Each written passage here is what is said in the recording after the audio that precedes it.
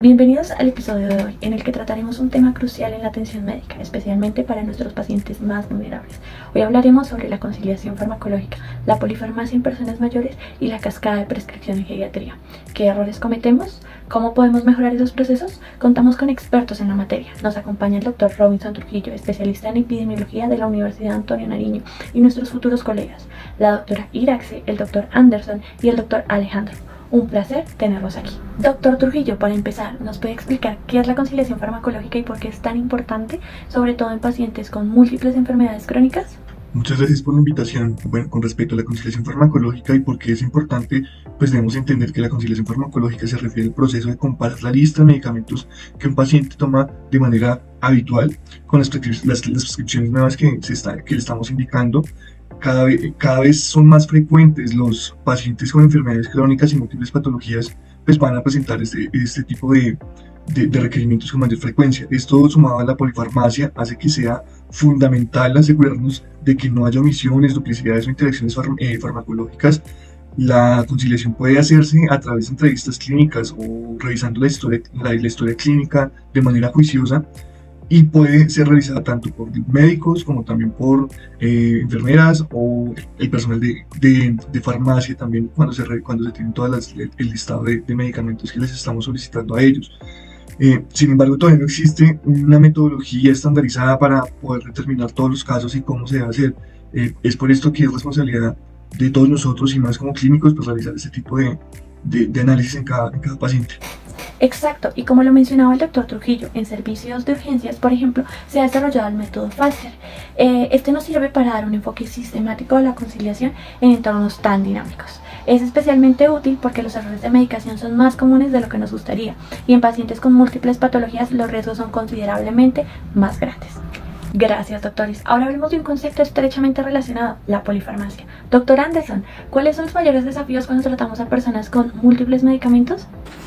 La polifarmacia, o el uso de 5 o más medicamentos al mismo tiempo, es uno de los grandes problemas en geriatría. En personas mayores, los cambios fisiológicos afectan la forma en que los fármacos se metabolizan, y eso aumenta el riesgo de interacciones farmacológicas y efectos adversos.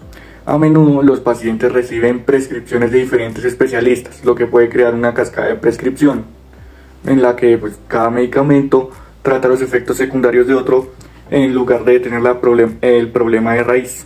Exactamente, uno de los peligros de la polifarmacia es que con frecuencia se conduce a la nefrotoxicidad, especialmente cuando no se ajustan algunas dosis de ciertos medicamentos en pacientes con problemas renales, o no tomamos en cuenta la función renal de ese paciente al momento de recetar. Este tipo de daño lo que hace se puede evitar si somos más cuidadosos con ese paciente a la hora de considerar algunas interacciones y poder de esa forma reajustar esa dosis. Sin duda, y no podemos olvidar los aspectos sociales que influyen en la adherencia al tratamiento. Factores como el costo de los medicamentos, el apoyo familiar, también pueden determinar si el paciente toma correctamente su medicación o si por el contrario hay confusión, lo que aumenta el riesgo de eventos adversos. Muchas gracias por esas perspectivas. Ahora, para poner todos estos conceptos en un contexto real, discutamos un caso clínico. Imaginémonos a una paciente de 78 años con antecedentes de hipertensión arterial, diabetes mellitus tipo 2, artritis reumatoide e insuficiencia renal crónica. La paciente fue hospitalizada tras sufrir una caída con fractura de cadera. Durante la hospitalización se recetan opioides para el manejo del dolor, tramadol, AINES para la inflamación, diclofenaco, y se ajusta la dosis de insulina debido a una hiperglucemia observada en el hospital. En el momento del alta no se realizó una adecuada conciliación farmacológica y el paciente sigue tomando en casa su tratamiento previo, que incluye enalapril para la hipertensión, metformina para la diabetes y prednisolona para la artritis. ¿Qué creen que podría salir mal aquí? Bueno, con respecto a este caso clínico, debemos tener en cuenta que esto es más habitual de lo que nosotros podemos imaginar, y pues bueno, hay varios problemas con respecto a este caso. Uno de los primeros problemas es el riesgo de la nefrotoxicidad que presenta este paciente. Este paciente tiene insuficiencia renal crónica, y al ser tratado con AINES, esto va a aumentar muchísimo este riesgo. Existe un riesgo elevado de empeorar su función renal, dado que estos medicamentos inhiben las prostaglandinas, lo que puede reducir la perfusión renal, algo que en un paciente con ya comprometida su función renal por sus comorbilidades de base, puede llevar a una exacerbación, o más bien a una lesión renal aguda crónica agudizada, realmente ese es el concepto que deberíamos utilizar. Otro punto clave es la interacción entre la metformina y el deterioro renal. Sin un ajuste adecuado, el uso continuo de metformina en un paciente con insuficiencia renal puede aumentar el riesgo de acidosis láctica, una complicación grave pero prevenible si se tiene en cuenta la función renal y si se ajusta o se retira este medicamento. Además, el tramador pues, es prescrito para el manejo del dolor. Esto pues, digamos, puede interactuar con algunos medicamentos que va a tener el paciente, especialmente con respecto, digamos, a el metabolismo hepático en pacientes mayores que van a tener una capacidad de metabolizar opioides. Y pues, digamos, en esta parte los opioides lo que van a generar es una disminución, lo que va a aumentar el riesgo de efectos secundarios como es la somnolencia excesiva, la confusión y, digamos, incluso algunos delirios. Y, digamos, especialmente en algunas combinaciones de algunos medicamentos, que eso lo que genera es afectar el sistema nervioso central del paciente. Y no debemos olvidar la hipoglicemia inducida por la insulina. Al no haber un ajuste adecuado al salir del hospital, la combinación de la insulina ajustada pues en la clínica o en la atención médica y la metformina puede precipitar como reacción adversa una hipoglucemia severa, especialmente si el paciente no está recibiendo monitoreo adecuado de sus niveles de glucosa o si su ingesta alimentaria ha disminuido por el dolor o la inmovilidad después de la fractura. Que debemos tener en cuenta ahí es el enalapril.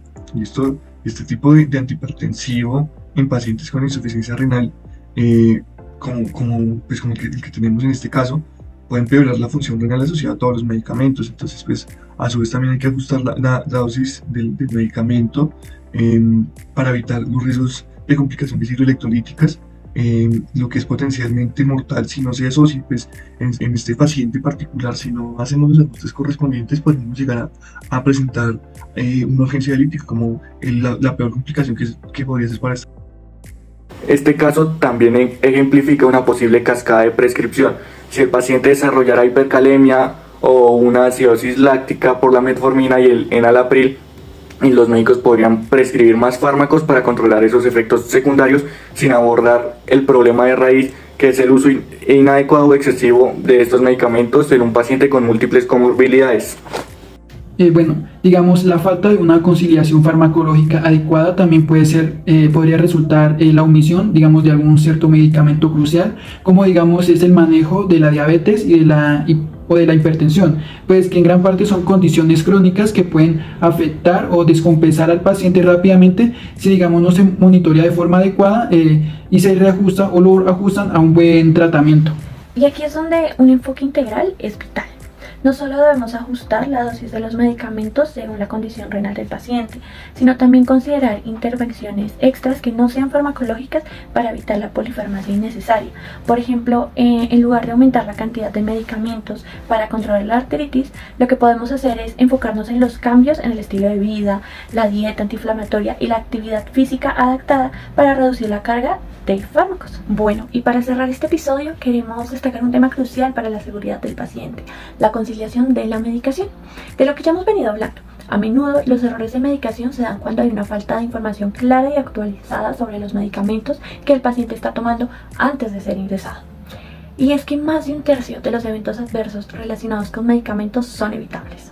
Exacto, uno de los problemas más comunes es la existencia de discrepancias entre la medicación habitual del paciente y la nueva medicación prescrita tras una transición asistencial.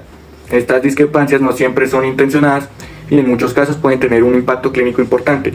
De hecho, estudios estiman que entre el 11 y el 59% de estos casos terminan afectando la salud del paciente de manera significativa. Y es aquí, digamos, donde entra la conciliación en la medicación, que se trata de un proceso sistemático que compara la medicación habitual del paciente con la nueva, buscando, digamos, una discrepancia no justificada, que es un paso esencial para evitar errores y que podrían ser fácilmente prevenibles. Según la Organización Mundial de la Salud, ha promovido la conciliación de algunos medicamentos como una de las políticas claves claves en materia de seguridad del paciente, especialmente en las transiciones entre diferentes niveles asistenciales. Y no solo está la OMS, también hay instituciones como la Comisión Conjunta de Acreditación de Organizaciones de Atención Médica, o por sus siglas en inglés, la JCAHO, y el Instituto de Prácticas Seguras de Medicamentos, también conocido como el ISPAM, por sus siglas en inglés. Han implementado estrategias enfocadas pues en este tema. porque como mencionabas, los errores en medicación son muy frecuentes. Esos momentos de transición, cuando un paciente pasa de un centro hospitalario a otro o cuando cambia de unidad dentro del mismo hospital, y el riesgo aumenta si no hay una adecuada conciliación. Por supuesto, realmente la conciliación farmacológica en cada paciente, pues esto representa una estrategia de la seguridad pues, de los pacientes en general, de acuerdo a lo que determina la OMS. Es muy importante que durante este proceso se detecten esas discrepancias no justificadas, como omisiones de medicamentos, cambios en la dosis o frecuencia sin una razón clara o una justificación racional.